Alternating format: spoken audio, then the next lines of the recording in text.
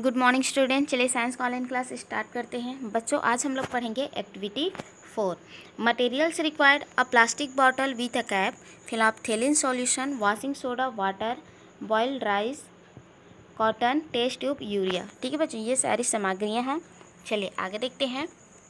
Take some boiled rice in the bottle and add just enough water such that the rice is immersed in it.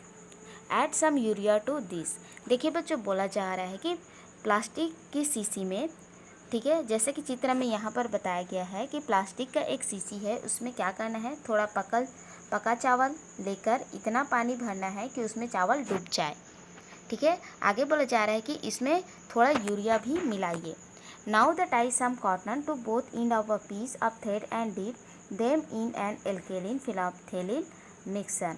देखिए बच्चों, आगे बोला जा रहा है कि एक धागे के दोनों सिरों पर कपास बांधकर क्षारीय फिनोल्फ्थेलिन के घोल में डुबाना है। ठीक है, आगे देखते हैं। Place them in such a way that one in the bottle and the other outside. ठीक है, और आगे बोला जा रहा है कि इस प्रकार रखिए कि एक सिरा शीशी के भीतर तथा दूसरा सिरा बाहर रहे। चलिए आगे देखते हैं। Now close the lid tightly. ठीक है, अब क्या करना है कि ढक्कन कस करके बंद करनी है। Keep this for 2 to 3 days. On the 4th day, you will see that the pink cotton inside the bottle has become colorless while the cotton outside is pink as it was before. देखिए बच्चों, यहाँ पर बोला जा रहा है कि 2-3 दिन के लिए रख दें। ठीक है, ऐसे करके मतलब कि जो कॉटन है ना, उसको हम लोग धागे से बांध दिए हैं और एक को अंदर है ना, एक को शीशी के अंदर और एक को बाहर रखे हैं और उसको क्या कर दिए हैं, उसको ढक्कन से बंद कर दिए हैं। ठीक है, और हम लोग 2-3 दिन रखेंगे और चौथे दिन आप देखेंगे कि शीशी के भीतर वाला जो कपास है वह गुलाबी हो जाता है। ठीक है, तथा बाहर के जो गुलाबी कपास है उसका रंग पहले की तरह गुलाबी ही रहता है। ठीक है, उसी को यहाँ पर बोला गया है कि will see that the pink cotton inside the bottle has become colourless. ठीक है, यानी कि जो कॉटन था वो पिंक कलर का हो गया था क्योंकि उसको हम लोग फिनोल्फ्थेलिन के घोल में डाले थे। ठीक है, डुबोए थे, तो इसीलिए वह गुलाबी कलर का था, लेकिन वह क्या हो गया है, चौथे दिन में वह कलरलेस हो गया है। और आगे लिखा है while the cotton outside in pink as it was before. ठीक है, आगे बोला जा रहा है कि जो कॉटन आउटसाइड का जो कॉटन है ना, वो पिंक ही है जैसे कि पहले था। आगे देखते हैं। To prepare alkaline phenolphthalein, take phenolphthalein and add a bit of washing soda, the solution turn pink in colour. ठीक है, आगे बोला जा रहा है कि क्षारीय फिनोल्फ्थेलिन बनाने के लिए फिनोल्फ्थेलिन के घोल में थोड़ा कपड़ा धोने का सोडा डालें। ठीक है, थोड़ा जो कपड़ा धोने का आता है ना सोडा, उसको डालें, घोल का रंग गुलाबी हो जाता है। ठीक है बच्चे, समझ में आया। क्षारीय फिनोल्फ्थेलिन बनाने के लिए फिनोल्फ्थेलिन के घोल में थोड़ा कपड़ा धोने का सोडा डालिए, जो घोल का रंग है वह गुलाबी हो जाता है। आगे देखते हैं। The colour change in side the bottle so that a few product carbon dioxide was formed from the ice kept in side the bottle. देखिए बच्चों, बोला जा रहा है कि शीशी के भीतर कपास का रंगहीन होना यह दर्शाता है कि शीशी के भीतर रखे चावल से कोई नया पदार्थ, ठीक है, यानी कि कार्बन डाइऑक्साइड बना है। ठीक है बच्चों, समझ में आया। यानी कि शीशी के भीतर रखे चावल से कोई नया पदार्थ यानी कि कार्बन डाइऑक्साइड बना है, जो गुलाबी रंग को रंगहीन कर देता है। आगे देखते हैं। This turn the pink cotton colourless, है ना, जो कॉटन का जो गुलाबी रंग है उसको रंगहीन कर देता है। In this way if we keep the cooked rice emerge in water to few days then the rice decays, this is called fermentation. ठीक है, आगे बोला जा रहा है कि इस प्रकार पके चावल को पानी में डुबाकर कुछ दिन तक रखने से चावल सड़ जाता है और इसे क्या कहा जाता है, फर्मेंटेशन यानी कि किण्वन कहते हैं। चलिए आगे देखते हैं। देखिए बच्चों, यहाँ पर दिया है the break down of complex carbon compounds to simpler compounds in the presence of enzyme in called fermentation. This is a chemical reaction. देखिए बच्चों, यहाँ पर बोला जा रहा है कि जटिल कार्बनिक यौगिक का सरल एंजाइम की उपस्थिति में सरल यौगिकों में अपघटन, ठीक है, किण्वन कहलाता है। यह भी एक रासायनिक परिवर्तन है। चलिए आगे देखते हैं। कैरेक्टरिस्टिक ऑफ केमिकल रिएक्शन, यानी कि रासायनिक परिवर्तनों की विशेषताएं। चलिए बच्चों, फर्स्ट देखते हैं chemical reaction occur between reactant. बोला जा रहा है कि अभिकारकों के मध्य रासायनिक क्रिया होती है। नेक्स्ट देखते हैं न्यू प्रोडक्ट आर फॉर्मेड, यानी कि नए पदार्थ बनते हैं।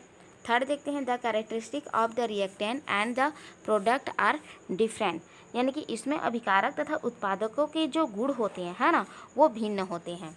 नेक्स्ट देखते हैं most of the chemical changes are irreversible, अधिकांश रासायनिक जो परिवर्तन है वह अनुत्क्रमणीय होते हैं। आगे देखते हैं identify the following as physical और chemical change and write in your notebook. देखिए बच्चों, बोला जा रहा है कि नीचे दिए गए भौतिक एवं रासायनिक परिवर्तन के उदाहरण को पहचान कर सारणी को अपनी कॉपी में लिखें। तो चलिए बच्चों देखते हैं नीचे जो एग्जाम्पल दिए गए हैं। देखिए बच्चों, यहाँ पर 5.8 दिया गया है, जिसमें नंबर्स दिए गए हैं, एग्जाम्पल दिया गया है।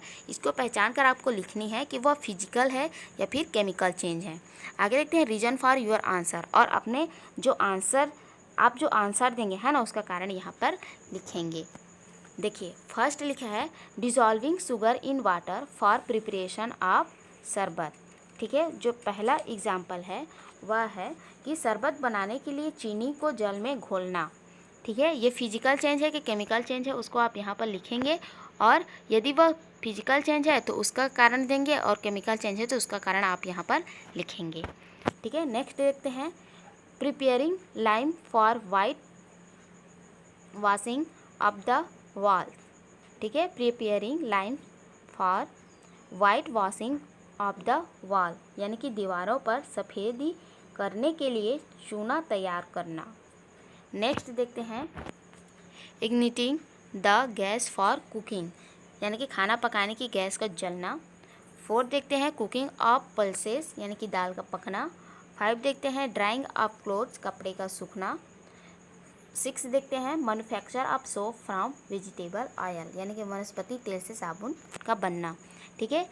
इसको आप फिजिकल चेंज है केमिकल चेंज है उसको यहाँ पर लिखेंगे, और उसका रीज़न यहाँ पर आप लिखकर ज़रूर भेजिएगा, ठीक है बच्चों। पिछला जो वीडियो था उसमें हम लोगों ने भौतिक परिवर्तन और रासायनिक परिवर्तन के बारे में पढ़ा है, ठीक है। तो इस टेबल को कंप्लीट करके ज़रूर भेजिएगा। चलिए आगे देखते हैं। देखिए बच्चों, आगे दिया है classify example given in table 5.8 into reversible और irreversible changes and answer the following question, ठीक है। यानी कि सारणी 5.8 में दिए गए उदाहरण को उत्क्रमणीय व अनुत्क्रमणीय परिवर्तनों में पृथक कर निम्नलिखित प्रश्नों के उत्तर दीजिए। फर्स्ट देखते हैं are all chemical changes irreversible, क्या सभी रासायनिक परिवर्तन उत्क्रमणीय हैं, ठीक है बच्चों। आंसर लिख के जरूर भेजिएगा कि are all chemical change irreversible, क्या सभी रासायनिक परिवर्तन उत्क्रमणीय हैं। नेक्स्ट देखते हैं are all physical change reversible, ठीक है, यानी कि क्या सभी भौतिक परिवर्तन उत्क्रमणीय हैं। तो आप इसका आंसर जरूर लिखिएगा, ठीक है बच्चों। देखिए यहाँ पर ध्यान दीजिएगा, इरिवर्सिबल मीन्स होता है अनुत्क्रमणीय अभिक्रिया, और रिवर्सिबल मीन्स होता है उत्क्रमणीय अभिक्रिया, ठीक है। तो चलिए क्वेश्चन फिर से दोहरा देते हैं। क्वेश्चन नंबर फर्स्ट है are all chemical changes irreversible, यानी कि क्या सभी रासायनिक परिवर्तन अनुत्क्रमणीय होते हैं। नेक्स्ट है are all physical changes reversible, क्या सभी भौतिक परिवर्तन उत्क्रमणीय होते हैं, ठीक है। चलिए आगे देखते हैं। We see that generally physical changes can be reversible, find the example of chemical changes which are reversible, ठीक है। आगे बोला जा रहा है कि हमने देखा कि सामान्यतः भौतिक परिवर्तन उत्क्रमित किए जाते हैं, ठीक है, रिवर्सिबल होते हैं। फिजिकल जो चेंज होते हैं वो reversible, find the example of chemical changes which are reversible, ठीक है। आगे बोला जा रहा है कि रासायनिक परिवर्तनों के ऐसा उदाहरण खोजिए जो उत्क्रमित किए जाते हैं, ठीक है। चलिए आगे देखते हैं।